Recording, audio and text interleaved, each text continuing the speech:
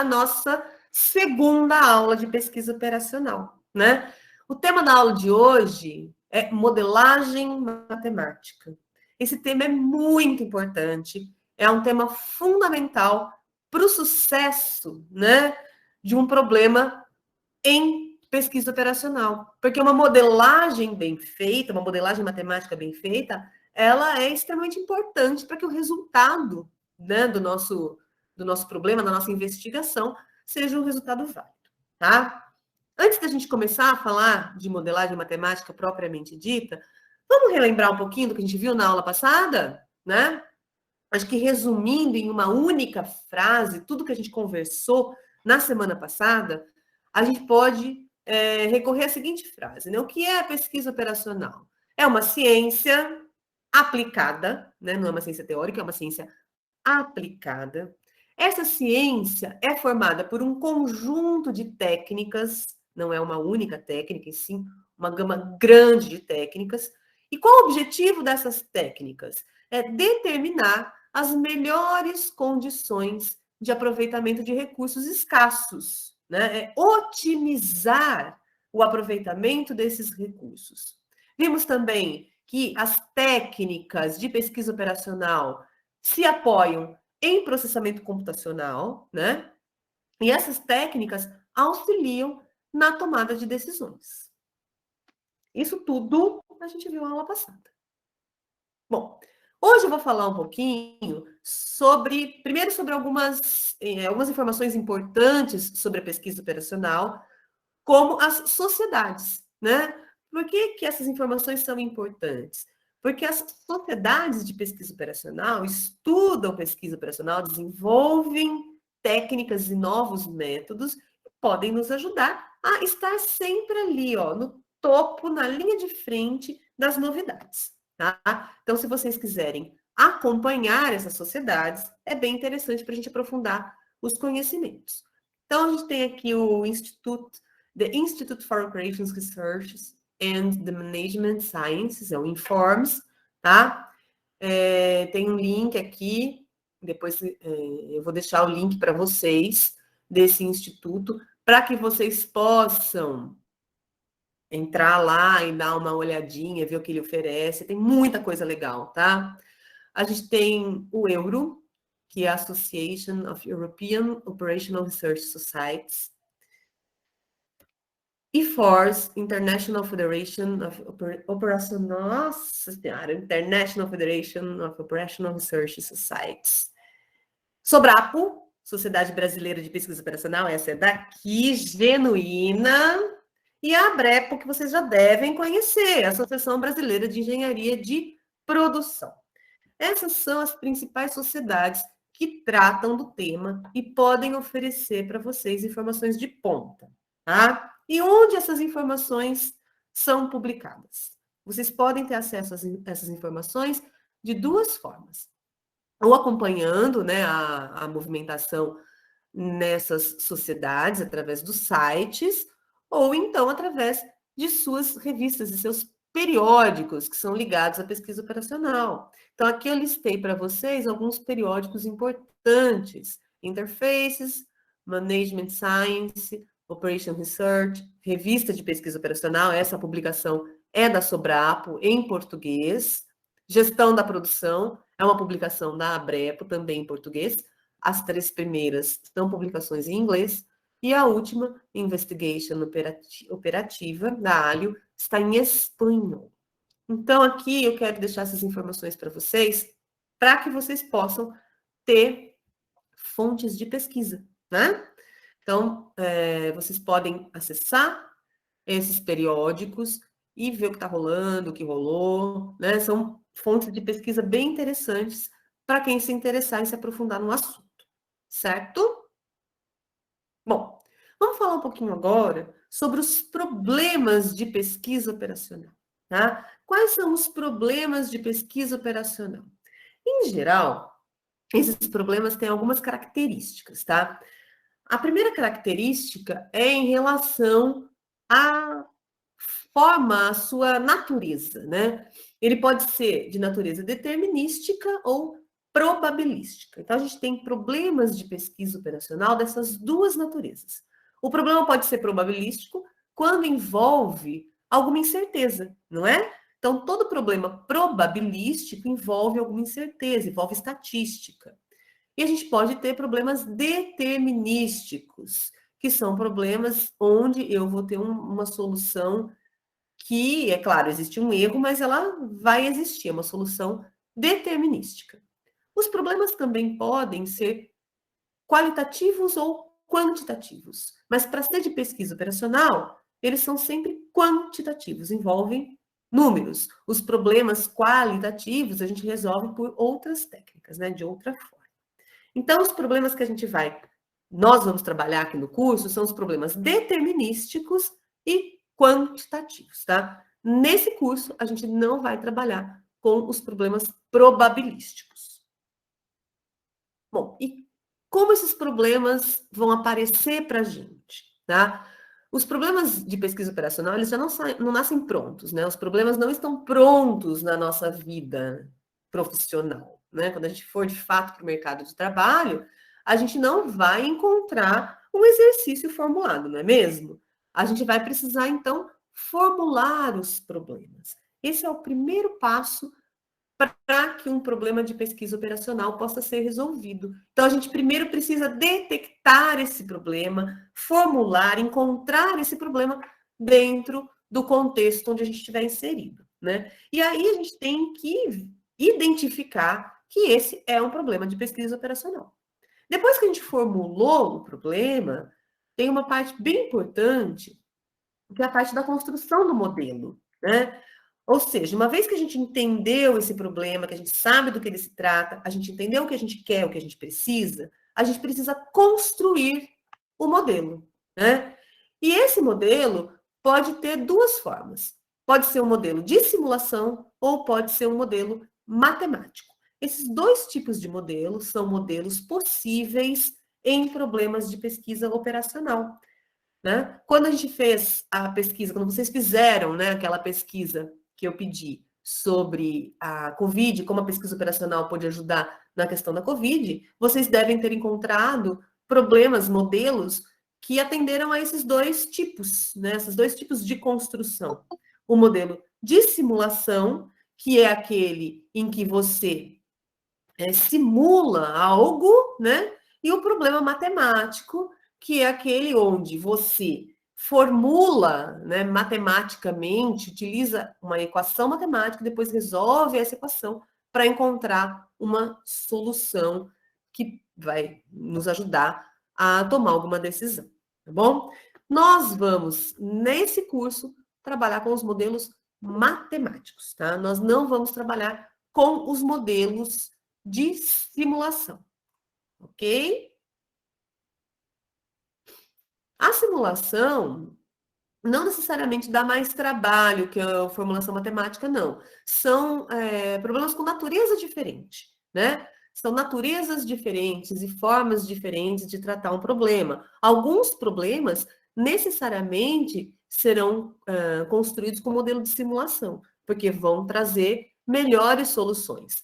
Outros problemas, dependendo da sua característica, serão construídos com modelos matemáticos, porque o resultado dessa, né, dessa resolução desse problema vai ser melhor, tá? Bom, e quais são os tipos de problema de pesquisa operacional que podemos encontrar no nosso caminho, né? Que tipos de problemas são esses? Eu vou trazer aqui vários nomes, né, que a gente tem para os diferentes problemas que podem ser modelados como problema de pesquisa operacional, e cada um deles traz uma característica específica, né? A gente tem os problemas de programação linear, que são aqueles problemas que são modelados com equações lineares, né? Equações matemáticas lineares, modelos lineares.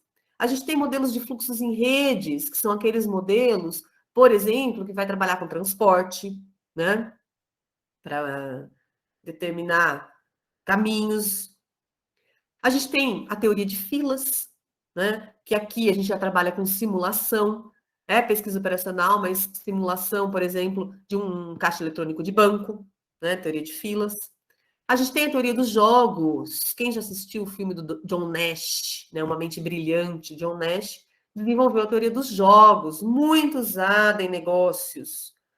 A gente tem a parte da programação dinâmica e a parte da programação inteira. E a programação não linear, que envolve os problemas que não são lineares, tá? Aqui estão todos? Não, estão os principais tipos de problemas. Nós vamos trabalhar com qual? Programação linear. É esse o foco desse curso, tá? Programação linear. Bom, até aqui tudo tranquilo? Espero que sim. Vamos lá. Se vocês tiverem perguntas, podem me mandar, tá bom? Resolução de problemas com modelos matemáticos. Esse é o nosso próximo assunto aqui. Vamos lá. Como que se dá a resolução de problemas com modelos matemáticos? Os modelos matemáticos, eles servem para quê? Eles servem para representar os problemas reais. Só que se a gente for levar em conta todas as características dos problemas reais, fica complicado, né? Fica difícil a gente representar com uma equação matemática.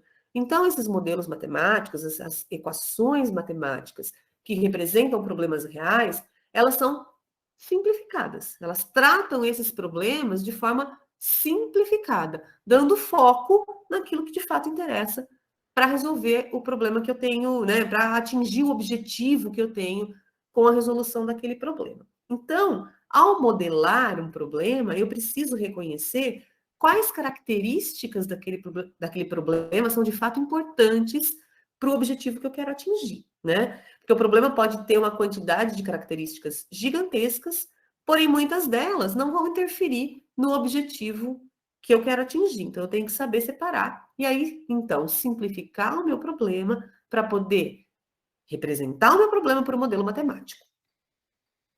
Outro ponto importante é que esse modelo matemático, ele tem que ser na medida certa, tem que ser no ponto certo. Ele tem que ser suficientemente detalhado para captar os elementos que são essenciais para a resolução do meu problema, para atingir o meu objetivo. Só que ele não pode ser muito detalhado. Por quê? Porque eu tenho que tratar esse problema, eu tenho que aplicar nesse modelo um método de resolução. E se ele for muito complicado, eu não vou conseguir aplicar um método que me leve a uma solução.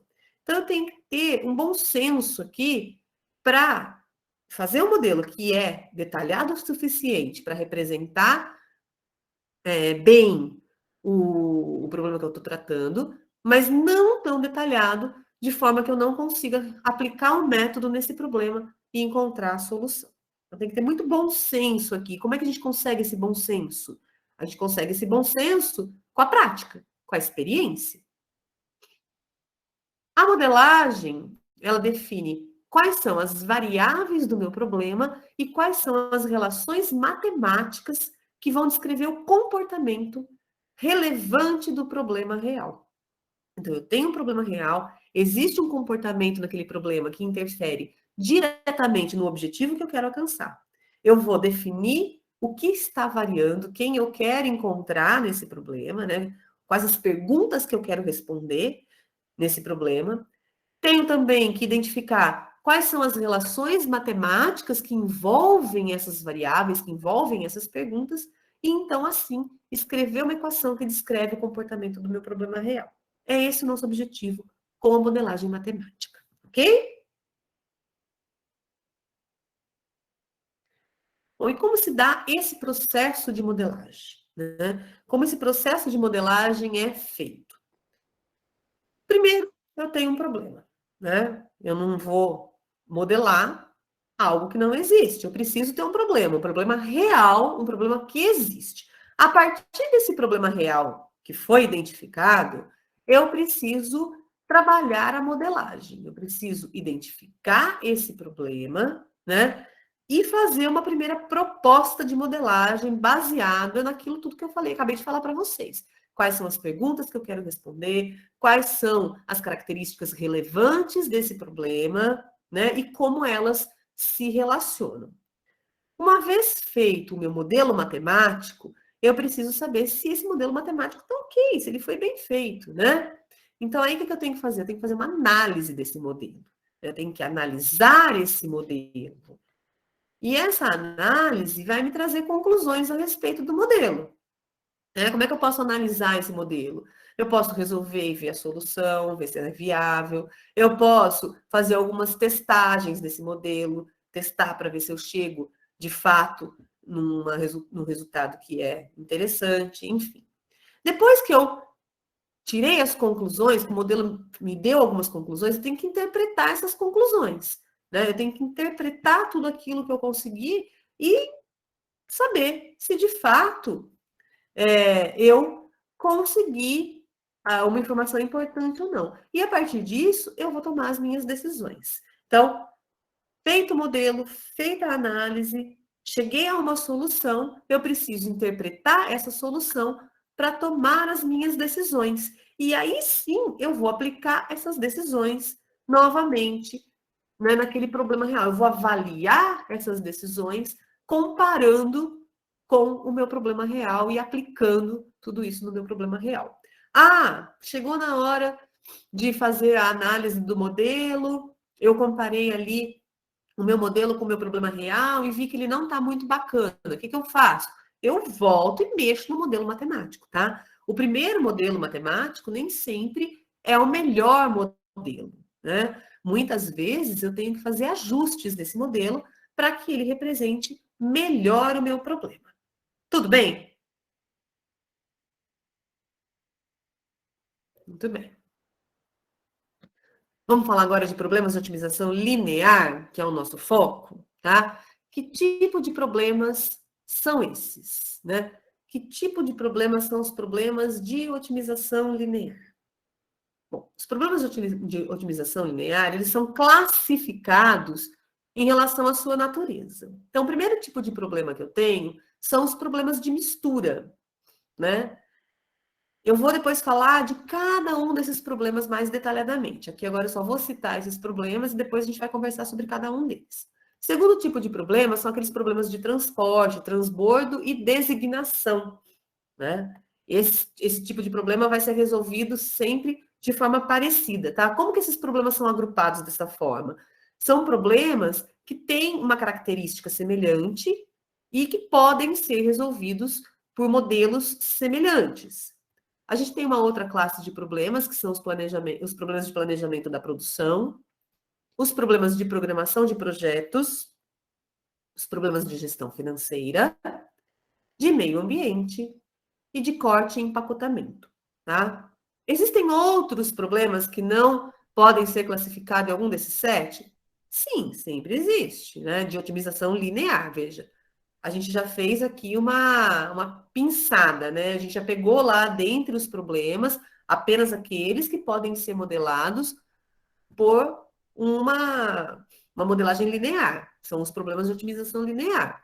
Dentre esses problemas de otimização linear, a gente praticamente cobre todo ele, né? Todos eles, com esses 7 tipos de problema. Vai escapar um ou outro? Vai, mas que são menos significativos. O primeiro problema que a gente vai trabalhar são os problemas de mistura, tá? É o primeiro tipo de problema que a gente vai modelar. Que tipo de problemas são esses?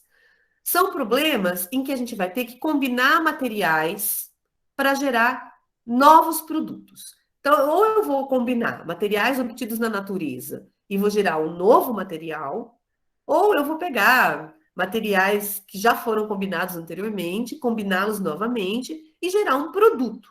E vão ter características convenientes, de acordo com o meu problema, né? De acordo com aquilo que eu quero, com o objetivo que eu quero atingir.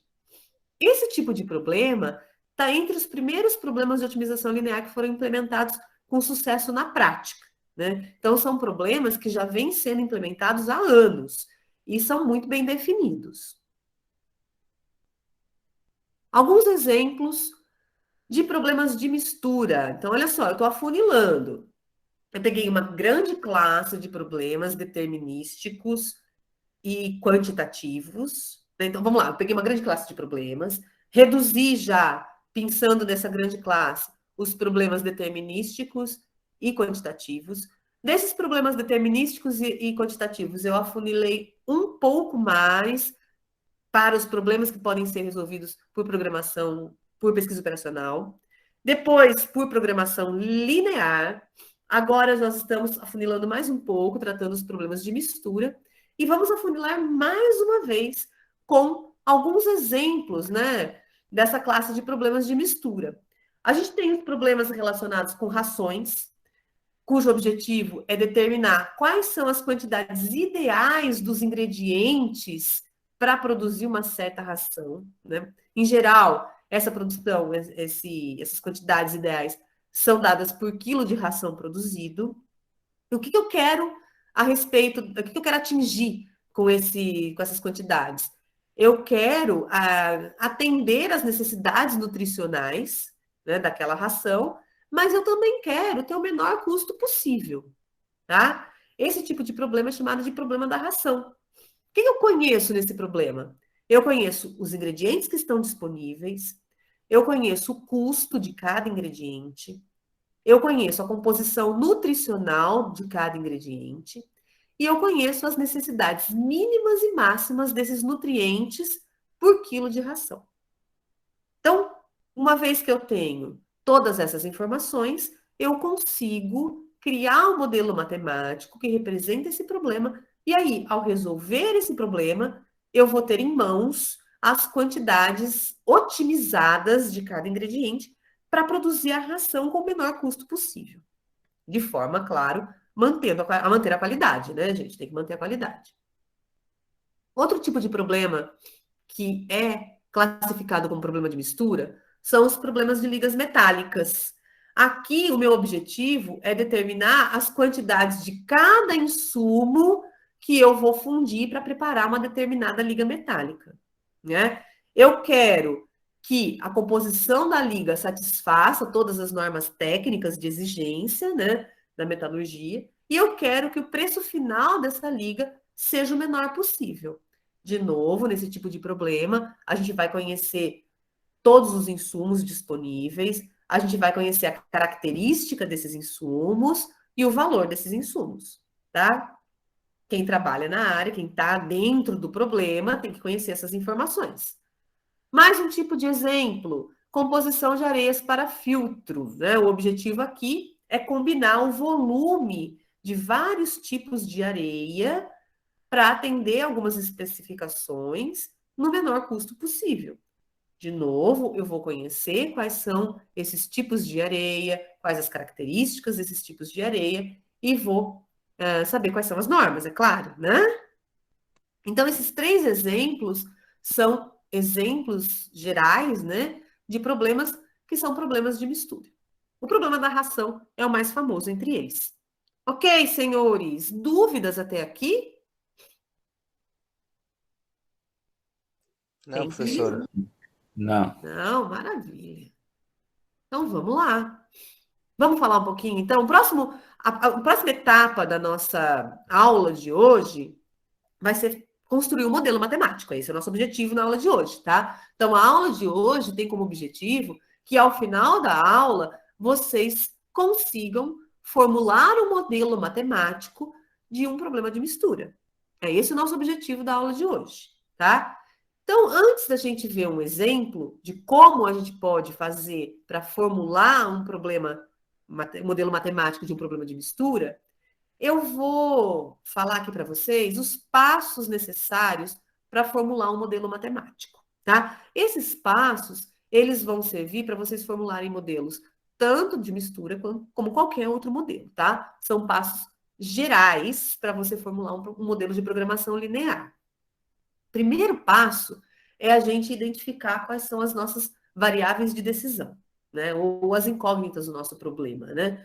Ou seja, o que eu quero saber a respeito do problema? O que eu quero que aquele modelo matemático me diga? Quais são as minhas perguntas? Né? Porque o modelo matemático, ao construir o modelo matemático, eu quero que esse modelo me responda a algo. Eu quero que esse modelo me diga alguma coisa. O que eu quero que ele me diga? Né? Isso é importante. Eu preciso saber o que eu quero que esse modelo me traga como informação. E isso vai dar origem às nossas incógnitas, que em programação linear a gente chama de variáveis de decisão, porque são as variáveis que vão dar apoio para a minha tomada de decisão. Esse é o primeiro passo. Aqui, pessoal, não envolve conhecimento matemático, tá? O conhecimento que envolve aqui é o conhecimento do problema. Então, vocês precisam conhecer o problema para poder entender esse problema e, então, decidir o que você quer saber, quais são as variáveis que você precisa para que esse problema te dê a resposta que você quer. O segundo passo é nomear e descrever essas incógnitas. Então, eu tenho que dar nomes. Que nomes? Um nome matemático, né? Em geral, como que a gente chama as variáveis nos nossos problemas? Que nomes a gente dá para as variáveis? Quando eu vou fazer um modelo matemático. Vocês sabem, vocês já mexem com isso, tenho certeza, sem saber. Quem arrisca? Ninguém arrisca? Ah, senhores, vamos lá. X, Y, Z, não são as incógnitas, as variáveis dos problemas matemáticos? Toda equação matemática envolve um X, não envolve? Ou um Y, um Z, ou um N, né? Então, esse é o nome que você vai dar. Só que não basta dar o nome, você precisa saber quantas variáveis você vai ter e tem que saber o que elas significam. Por isso que eu digo nomear e descrever essas incógnitas. A gente tem que saber exatamente o que elas significam, né? Terceiro passo do nosso caminho para a formulação de um modelo é identificar o objetivo que eu quero atingir, né? O que eu quero maximizar ou o que eu quero minimizar. Porque um problema de programação linear, ele sempre vai ter como objetivo a maximização, a otimização de algo, que significa o quê? Maximizar ou minimizar alguma coisa. Então, eu tenho que identificar dentro do meu contexto qual é o objetivo que eu quero atingir.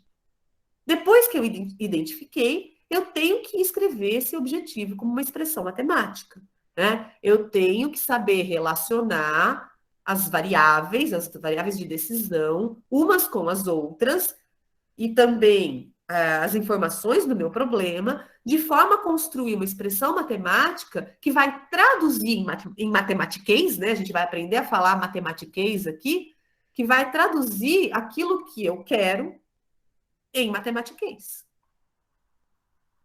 Próximo passo é identificar quais são as limitações do meu problema. A gente chama essas limitações de restrições, né? O que restringe, né, o que dificulta que eu atenda ao meu objetivo? O que está atrapalhando o meu caminho? Então, eu preciso identificar as minhas limitações ou as minhas exigências, né? Que são as restrições do meu problema. Depois que eu identifiquei, adivinha o que nós vamos fazer? Quem adivinha? Quem adivinha? Quem adivinha? Ah, escrever, né? E matematiquês. Vamos de novo aplicar o nosso matematiquês e escrever cada uma dessas restrições como uma expressão matemática. E nesse caso, essas expressões matemáticas devem ser equações ou inequações. Equações são aquelas expressões matemáticas que envolvem uma igualdade, um sinalzinho de igual. Inequações são aquelas expressões matemáticas que vão envolver uma desigualdade, que pode ser maior, menor, maior igual ou menor igual. Então, sempre nas restrições do meu problema, eu vou ter igualdades, equações ou desigualdades, que são as inequações. E, em geral, eu tenho mais do que uma restrição no meu problema, tá? Os problemas têm mais, em geral, muito mais, na vida real, muito, muito, muito, muito mais do que uma restrição. Ok, senhores, até aqui? Certo. Maravilha! Então vamos lá para o nosso primeiro exemplo de problemas de mistura. Preparados? Vamos encarar? Bora, bora, né? Então, olha só. Nesse caso, como a gente não está lá inserido na agroindústria, no chão de fábrica e vendo tudo que está acontecendo, obviamente, uma parte do trabalho foi feita já pela pessoa que formulou o exercício, né? Porém, vocês vão identificar que essa contextualização, esse texto, ele vai remeter a uma situação real. Vamos lá. Uma agroindústria deve produzir um tipo de ração para determinado animal. Essa ração é produzida pela mistura de farinhas de 3 ingredientes básicos: a farinha de osso, a farinha de soja e a farinha do resto de peixe. Cada um desses ingredientes contém diferentes quantidades de 2 nutrientes necessários a uma dieta nutricional balanceada: a proteína e o cálcio. Veja, um parênteses aqui, né? Veja que esses ingredientes não têm só proteína e cálcio. Tem outras, né? Tem outras informações nutricionais relacionadas a esses ingredientes que foram suprimidas aqui no problema. Por quê?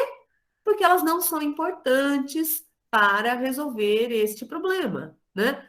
Por quê? Porque o que é importante no nosso problema é a quantidade de proteína e de cálcio. O restante não é importante para o animal, né?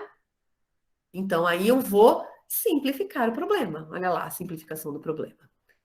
O nutricionista especifica as necessidades mínimas desses nutrientes em 1 quilo de ração.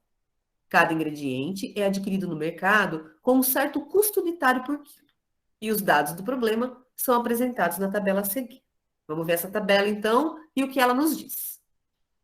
Olha lá, aqui está a nossa tabela. Então, eu tenho nutrientes, proteína e cálcio, né, que são os nutrientes que nos interessam. Eu tenho os ingredientes, osso, soja e peixe, né, a farinha de osso, farinha de soja e farinha de peixe. E eu tenho aqui do meu lado direito as necessidades da ração, ou seja, as configurações que eu tenho que atender. Então, olha só, vamos ler essa tabela. O que significa esse 0,2 aqui? Significa que em 1 quilo de farinha de osso, eu tenho 200 gramas de proteína. 200 de proteína, né? Então, em uma unidade de farinha de osso, eu tenho 0,2 de proteína e 0,6 de cálcio, né? Em uma unidade de soja, de farinha de soja, eu tenho 0,5 de proteína. Em uma unidade de farinha de peixe, eu tenho 0,4 de proteína. Então, aqui são as características dos nossos ingredientes. Olha que interessante. E eu tenho aqui as características em relação ao cálcio. Então, a farinha de osso me fornece 0,6 de cálcio, 0,4 de soja e 0,4 de peixe. Então, aqui na parte interna dessa tabela, eu tenho, então, as características dos meus nutrientes. O que eu tenho aqui nessa coluna à direita? A coluna ração. Eu tenho a necessidade da minha ração. Então, eu preciso que a minha ração tenha, no mínimo, 30%, né, 0,03, 30% de proteína e 50% de cálcio. Isso é uma exigência mínima, é o mínimo. No mínimo, a ração tem que ter isso para ser uma ração de qualidade. E aqui, na última linha da nossa tabela, eu tenho o custo de cada um dos ingredientes por quilo. Então, aqui, o osso, 56 centavos por quilo, a soja, 81 centavos por quilo, e a farinha de peixe, 46 centavos por quilo. Tudo bem até aqui, pessoal? Fácil de ler a tabela? Tranquilo? Tranquilo. O que eu quero? Eu quero, então, como objetivo da resolução do meu problema, eu quero determinar em que quantidade os ingredientes devem ser misturados de modo a produzir uma ração que satisfaça as restrições nutricionais que estão aqui, né? Com um custo mínimo. Custo aqui. Tudo bem, pessoal? Ficou claro o problema? Ficou. Ótimo, muito bom. Então, vamos começar a resolver? A partir de agora, então, a gente vai aplicar cada um daqueles passos no nosso problema, tá? E eu quero que vocês me ajudem. Vamos lá? Primeiro passo, então, é identificar as incógnitas, ou seja, as variáveis de decisão do meu problema. Quem são as incógnitas do meu problema? As quantidades de cada ingrediente, porcentagem dos ingredientes. A quantidade, não a porcentagem. A quantidade, exatamente. E quantos ingredientes eu tenho? 3. Então, quantas incógnitas eu terei? 3. 3 incógnitas. Então, vamos lá, olha lá. Queremos determinar em que quantidade cada ingrediente deve entrar na mistura. É isso? Aqui que está o segredo das variáveis. Então, quem são elas? Vamos lá. Eu quero, então, nomear e descrever cada uma dessas incógnitas. Vamos chamar essas incógnitas como? X, Y, Z? Em programação linear, a gente costuma usar uma letra só, tá? E depois ir botando um númerozinho nessa letra. Por quê? Porque nos problemas reais, a gente não tem letra suficiente para descrever as variáveis que a gente precisa em geral, tá? Então, em geral, a gente não tem letra suficiente para ficar no x, y, z, w. Então, a gente chama as variáveis de xj, né? Ou x1, x2, x3, que vai ser o quê? Né? Qual que é a descrição?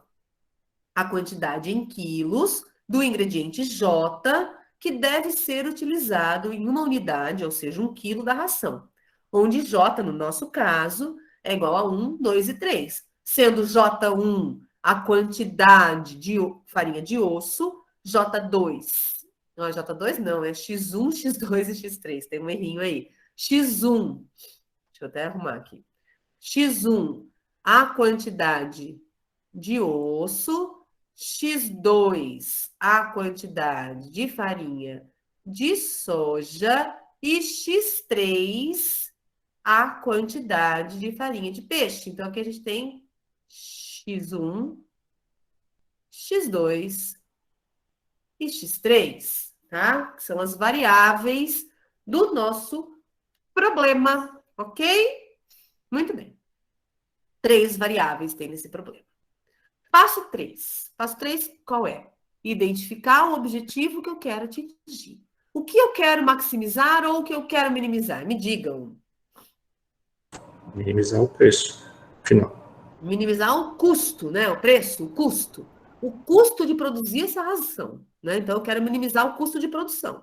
É isso que eu quero, exatamente. Então, queremos minimizar o custo. E como eu consigo obter esse custo, né? Quem é esse custo? Eu vou pegar a quantidade de cada ingrediente, vou multiplicar pelo valor unitário de cada ingrediente, isso vai me dar o custo de cada ingrediente, aí eu vou somar tudo isso para que a gente possa obter o custo total, não é isso? Certo? É isso. Opa. Maravilha. Correto, professora. Muito bom. Bom, então agora a gente tem que traduzir tudo isso que a gente falou em matematiquês. Como é que eu faço? Vamos lá, primeira coisa, vamos voltar lá na nossa tabela para a gente ver quem são os nossos custos. Tá aí. Então, o custo da farinha de osso é 0,56, tá aqui. O custo da farinha de soja, 0,81. E o custo da farinha de peixe, 0,46. E agora? Como eu traduzo para matematiquês o que a gente acabou de falar? Que é a descrição do custo. Quem sugere alguma coisa? Quem tem alguma sugestão?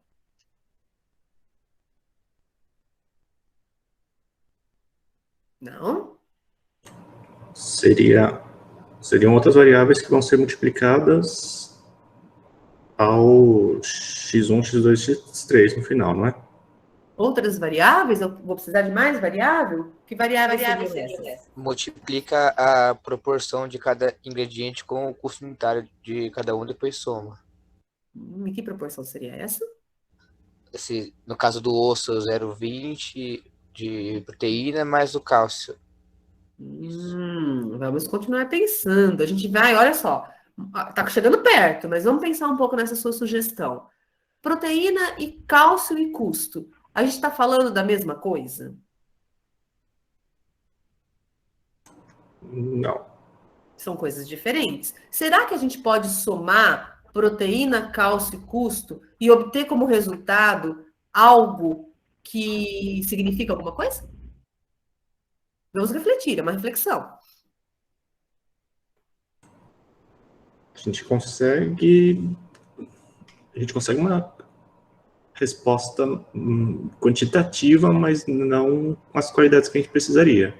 Ela não tem nenhuma unidade de medida, né, nesse caso, porque eu estaria colocando ali percentagem de proteína, mais percentagem de cálcio, mais reais, né? Então, eu estou somando 3 coisas que são diferentes. Tá mais ou menos no caminho, mas não é isso ainda. Eu vou fazer uma pergunta que vai ajudar vocês a encontrarem essa solução, tá? A gente vai quebrar a cachola um pouquinho. Se eu comprasse 1 quilo de cada ingrediente, como que eu faria para saber quanto eu teria que pagar? Qual seria o meu custo? O custo de 1 quilo de cada ingrediente seria a somatória dos custos. A somatória dos custos, perfeito. Então, se eu quero comprar 1 quilo de osso, 1 quilo de soja, 1 quilo de peixe, eu vou somar 0,56 mais 0,81 mais 0,46, perfeito. E se eu quisesse comprar 10 quilos de osso, 10 quilos de soja ou 10 quilos de peixe? O que eu teria que fazer? A mesma conta de antes vezes 10. A mesma de contas de antes vezes 10. Quem vezes 10? A somatória dos preços de cada um individual. Certo. E se eu quisesse comprar 1 quilo de osso, 10 quilos de soja e 100 quilos de peixe? Que conta eu teria que fazer? Aí ia ter que fazer as multiplicações antes da somatória. Multiplicações de quem por quem? Multiplicação da quantidade pelo custo de cada variável. Opa! Quantidade vezes o custo de cada variável? Não é isso que a gente falou que a gente quer? Exatamente isso que a gente falou que a gente quer? Só que onde está o nosso problema? O nosso problema está em saber o quê? A quantidade das variáveis. A quantidade, eu não sei. Por que eu não sei qual é a quantidade? Porque deu em percentual. Não, não é. No percentual é proteína e cálcio. A quantidade que eu vou comprar. Por que eu não sei essa quantidade que eu vou comprar? Porque ela está indefinida, não é? Até o momento. É justamente isso que eu quero definir. Mas eu achei uma forma de nomear essa indefinição, não foi? Onde que a gente nomeou? Não foi exatamente aqui, ó. X1, X2 e X3. O que são X1, X2 e X3? Não são as quantidades de cada um dos ingredientes que eu vou utilizar? Sim. Sim. Quando eu não sei, eu chamo de X, não é sempre assim, matemática? Tudo que eu não sei, eu chamo de X, né? Aqui não vai ser diferente. Então, veja só que interessante, olha lá que bacana. Eu tenho aqui os custos de cada um dos ingredientes, só que eu não posso calcular o meu custo final, porque eu ainda não sei o quanto eu quero de cada ingrediente, não é?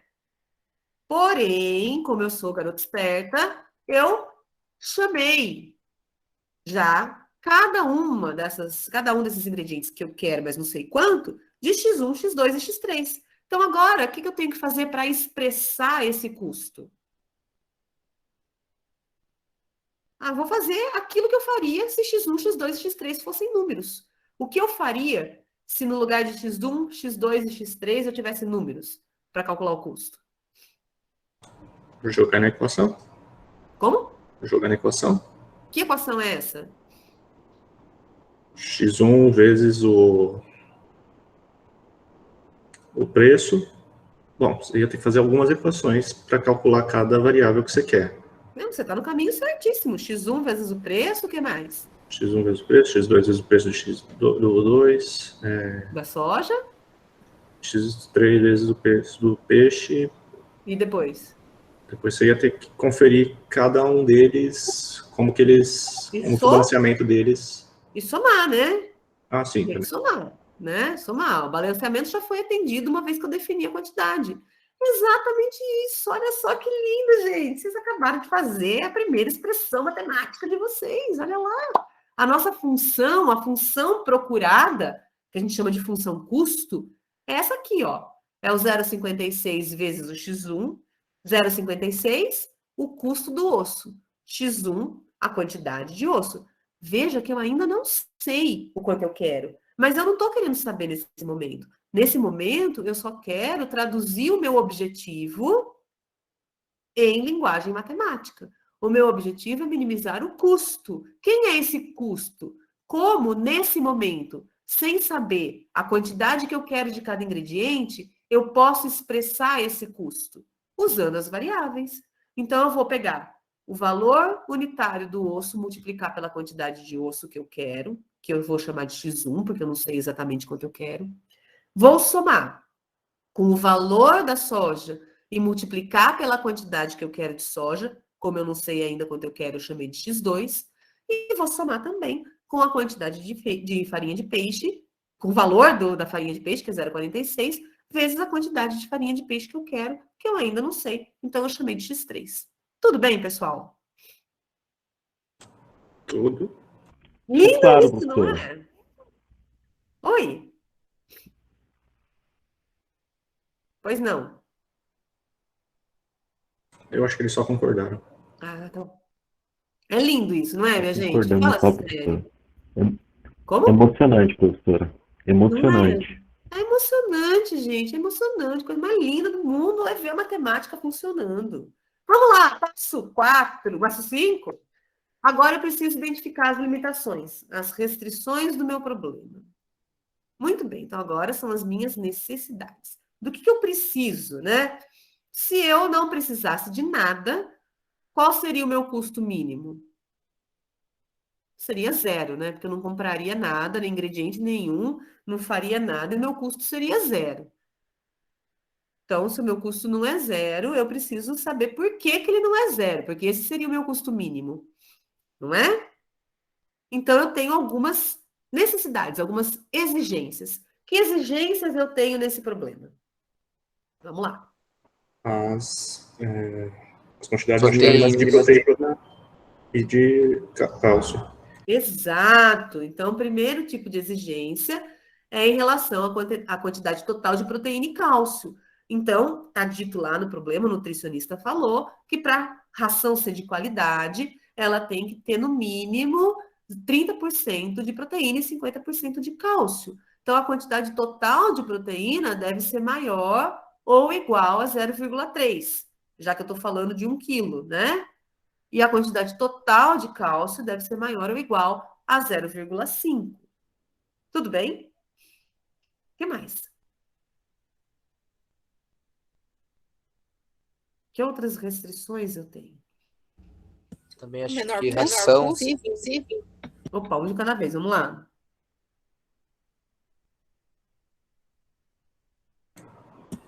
O menor custo possível. O menor custo possível, mas o menor custo possível é o nosso objetivo, não é? Então a gente não entra como restrição, ele entra como objetivo, que é o que eu quero atingir, certo? Restrição Certo. A restrição aqui é adequar essa tabela de acordo com essa faixa de restrição posta aí para a ração. Por exemplo, dá para ver que a soja, por exemplo, tem 0,5 e a restrição é 0,3. Então, acho que a restrição agora é adequar a porcentagem de cada item. Isso, essa questão do 0,3, 0,5 e tal, vai entrar nessas duas restrições, que é referente à proteína e ao cálcio. Mas tem mais, gente, olha só. Eu não falei que eu quero tratar de 1 quilo de ração? Então, isso é uma restrição, porque esse problema de mistura, ele tem que ser feito pensando que eu quero essa proporção por quilo. Se eu não disser isso, que a soma da quantidade dos ingredientes deve ser igual a 1, eu posso fazer 10 gramas de ração, por exemplo, para minimizar o meu custo, né? Então, eu quero calcular o custo por quilo e eu quero saber qual é a proporção por quilo. Então, em algum momento, o problema é burro, tá? Ele não sabe nada. Em algum momento, eu tenho que dizer para ele que a quantidade de ração, a soma dos ingredientes, a quantidade final de ração tem que ser igual a 1 quilo. Bom? Esse aqui é menos intuitivo, porque na nossa cabeça já é muito claro isso, né? Mas para o problema, para o modelo matemático, tudo tem que ser dito nos mínimos detalhes, né? Como já dizia o personagem. Então, essa é uma outra restrição. E para finalizar, a gente tem a restrição de que a gente chama de não negatividade. né? Os ingredientes, eles podem ser usados ou não na mistura, né? Eu posso escolher não usar um dos ingredientes. Ah, a farinha de osso está muito cara, eu não vou usar. Posso escolher. Mas eu não posso, por exemplo, colocar uma quantidade negativa. Eu posso? Faz sentido? Quantidade negativa? Não. Não faz sentido. Como o meu problema é de minimizar, é de deixar algo menor possível, a tendência matemática não é entrar nos números negativos? Jogar lá para o menos infinito? Sim.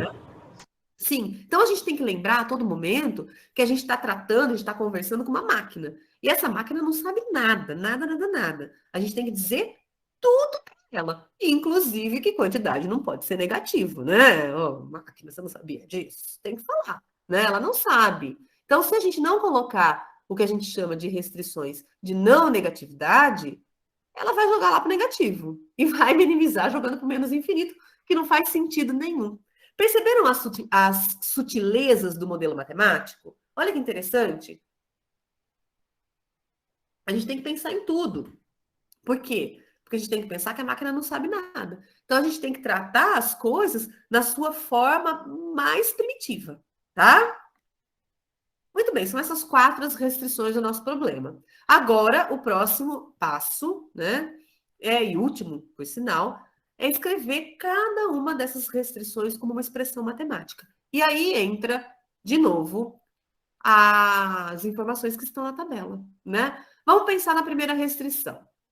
A quantidade total de proteína não pode ser menor do que 30%, ou do que 0,3, já que a gente está tratando de um único quilo.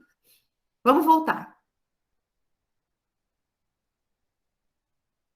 Vamos voltar lá na nossa tabela. Muito bem. Aqui está as informações a respeito da quantidade de proteína em cada quilo de osso, de soja e de peixe, não é? Então, o que a gente sabe sobre o osso? A gente sabe que 20% da quantidade de farinha de osso é proteína. 50% da quantidade de farinha de soja é proteína. E 40% da quantidade de farinha de peixe é proteína. Muito bem. Como eu sei a quantidade total de proteína que eu tenho numa mistura desses três ingredientes?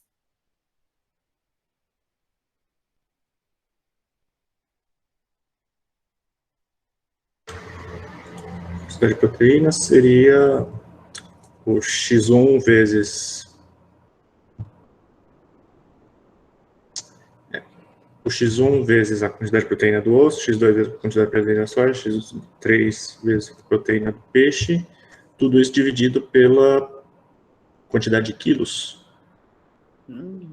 É mais simples, é mais simples. Vamos pensar, ó, nós estamos tratando de 1 quilo só, né? É isso que nós estamos tratando de um único quilo. Somatória? Do quê?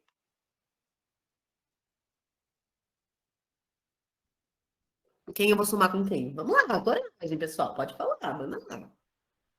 Somatória das... E a somatória da proteína do osso, da soja e do peixe? Estamos chegando perto. Somatória da proteína do osso, da soja e do peixe. Perfeito, é isso que eu quero somar. E como é que eu determino qual é a quantidade de cada uma dessas proteínas na ração, na mistura final? Vezes cada uma, vezes x1, vezes x2 e vezes x3. Muito bem, que coisa mais linda, é exatamente isso, né? X1, X2 e X3 não são as quantidades de cada um dos ingredientes? Então, se eu pego X1, que é a quantidade de osso, e eu sei que 20% da quantidade de farinha de osso é proteína, se eu fizer 0,2 vezes X1, eu tenho a quantidade de proteína que eu obtive ali com o osso. Faço a mesma coisa para a soja, a mesma coisa para o peixe.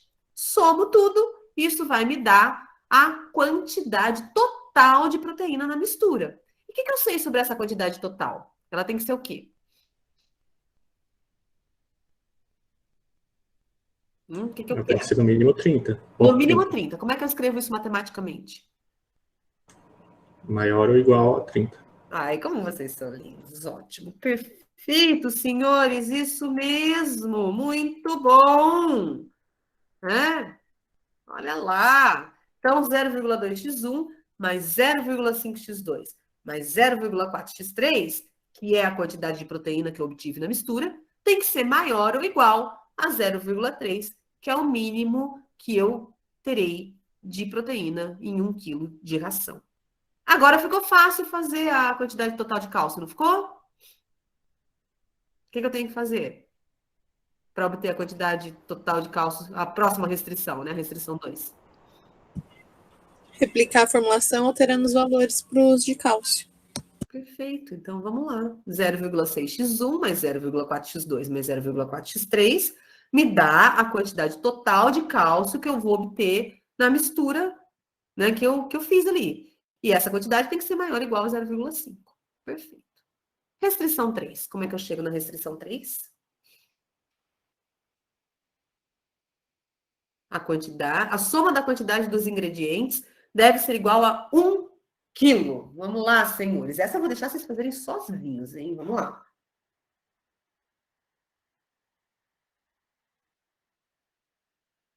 Quem arrisca?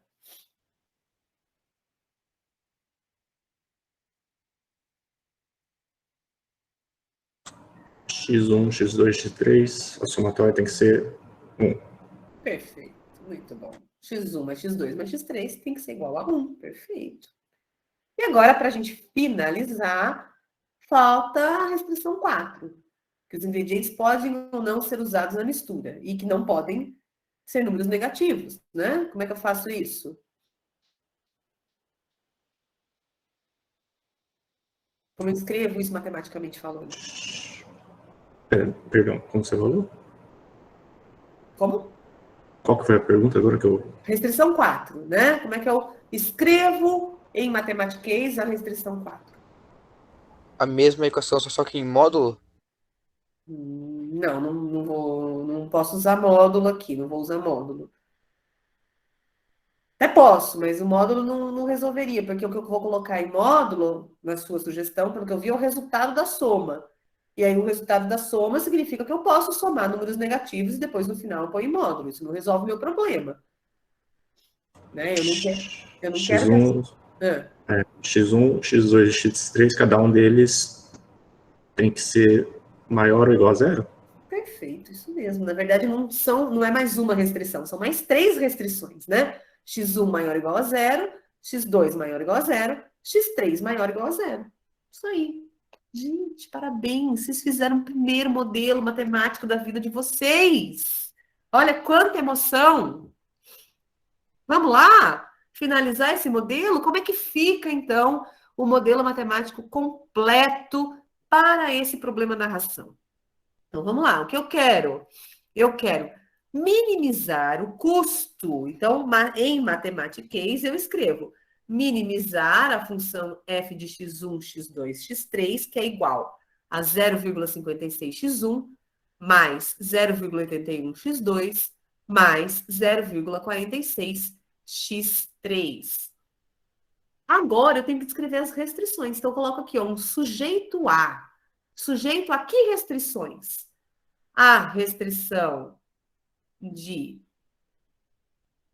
proteína. A gente às vezes até escreve assim, sabe, no modelo do ladinho aqui, para ficar identificado, para ficar mais fácil. A restrição referente ao cálcio. A restrição referente à quantidade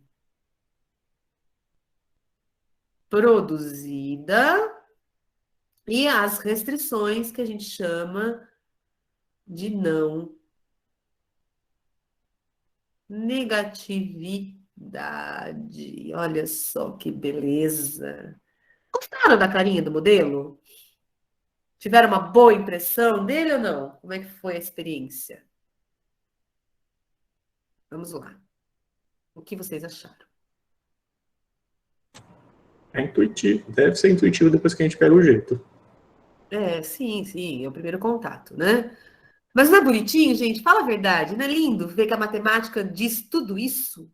Olha só que interessante a matemática falando com a gente, de verdade, né? Eu acho suprassumo isso aqui, acho muito bacana, né? Por quê? É você vendo na prática a matemática funcionando, né? A matemática falando, representando a vida real. E tudo, gente, tudo pode ser representado por uma equação matemática. Tudo. Basta você saber falar matemáticas. E aí? Vamos testar o conhecimento de vocês? Vamos testar essa produção de modelos matemáticos? Aceitam o desafio? Pode ser. Se Bora, for para bora? resolver isso aí. Como? É para resolver isso aí? Não, não, não, não. É para fazer outro modelo. Mais um aqui, ó. Mais um modelo. Por enquanto, gente, o nosso objetivo nessa aula e nas próximas aí é aprender a escrever modelo, tá? Então, a gente não vai resolver o modelo por enquanto. Por enquanto, a gente tem que ficar craque em fazer a modelagem, que é o primeiro passo e é o passo essencial. Se você fizer o modelo errado, você vai ter uma solução errada. Então, o primeiro ponto, a primeira coisa que a gente tem que aprender é fazer a modelagem. A gente tem que estar muito bem nisso para depois a gente aprender a resolver o problema com as técnicas matemáticas, ok? Então, vamos ver esse problema aqui, ó. Na implantação de uma barragem de grande consumo de concreto, decidiu-se utilizar como fonte de agregados graúdos 1. Britas graníticas obtidas pelo desmonte da rocha local. 2. Seixos rolados disponíveis nos vales próximos à barragem. E 3. Pedra britada comercial. Os custos baseados na exploração, britagem, transporte e preparo para a utilização desses agregados são R$ 6,00 por metro cúbico, R$ 7,00 por metro cúbico e R$ 18,00 por metro cúbico, respectivamente. Ou seja, as britas graníticas saem por R$ 6,00 o metro cúbico, os seixos rolados por R$ 7,00 o metro cúbico e a pedra britada por R$ 18,00 o metro cúbico. As composições granulométricas são dadas pela tabela a seguir. Com o objetivo de otimizar a qualidade do concreto, chegou-se, por meio de pesquisas baseadas na capacidade, ou seja, número de vazios intergranulares e ensaios laboratoriais, a uma faixa de composição granulométrica ideal para a dosagem desses agregados. Isso também vai estar na tabela. O problema consiste em determinar as frações de cada fonte para a constituição da composição granulométrica ideal, de forma a minimizar o custo de produção do concreto. Então, esse é um problema parecido, é um problema de mistura, né? Então, eu quero misturar esses 3 tipos de rochas para obter um concreto com certas características. E eu quero saber qual vai ser o percentual de cada tipo de agregado que eu vou utilizar nessa mistura, nesse concreto final. Então, aqui a gente tem como características desses agregados. Então, as britas graníticas, que é o primeiro agregado, ela tem 0% da faixa granulométrica de 2,4 a 19 milímetros, e na segunda faixa 10%, na terceira faixa 20% e na última faixa 70%. O seixo rolado tem outra característica descrita aí na terceira linha, a pedra britada comercial está ali na próxima linha, e a composição ideal, ou seja, como eu quero que seja o meu concreto no final? Eu quero que ele tenha 10% de faixa granulométrica de 2,4 a 19, 20% de 19 a 38, 35% de 38 a 76 milímetros e 35% de 76 a 152 milímetros, tá? Então, eu quero escrever aqui um modelo matemático que contemple esse problema, né? Então, eu quero decidir quanto eu vou pôr de cada agregado na minha mistura final, que é um concreto, de forma a atingir essa composição ideal e manter o menor custo possível. Muito bem, senhores. Desafio aceito? Sim. Vamos lá? Vamos trabalhar, então, neste problema, né? Vamos lá.